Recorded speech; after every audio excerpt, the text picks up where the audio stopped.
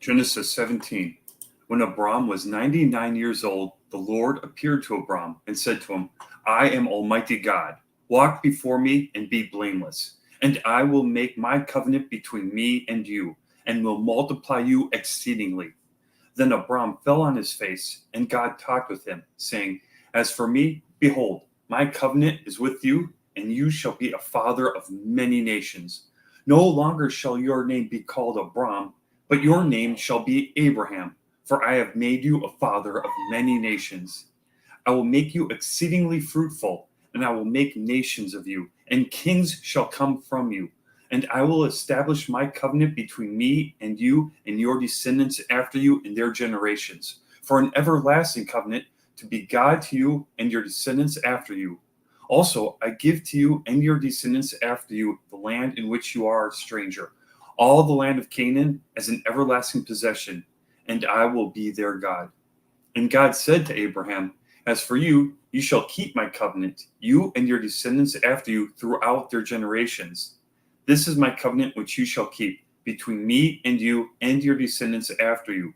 Every male child among you shall be circumcised, and you shall be circumcised in the flesh of your foreskins, and it shall be a sign of the covenant between me and you. He who is 8 days old among you shall be circumcised, every male child in your generations. He who is born in your house or bought with money from any foreigner who is not your descendant. He who is born in your house and he who is bought with your money must be circumcised, and my covenant shall be in your flesh for an everlasting covenant.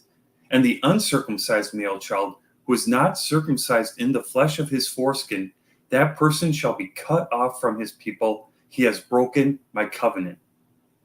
Then God said to Abraham, As for Sarai, your wife, you shall not call her name Sarai, but Sarah shall be her name. And I will bless her and also give you a son by her. Then I will bless her, and she shall be a mother of nations. Kings of peoples shall be from her. Then Abraham fell on his face and laughed, and said in his heart, Shall a child be born to a man who is 100 years old?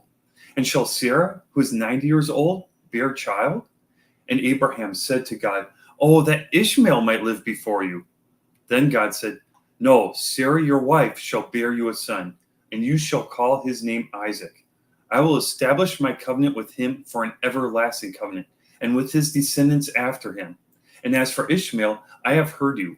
Behold, I have blessed him, and will make him fruitful, and will multiply him exceedingly. He shall beget 12 princes, and I will make him a great nation. But my covenant I will establish with Isaac, whom Sarah shall bear to you at this set time next year.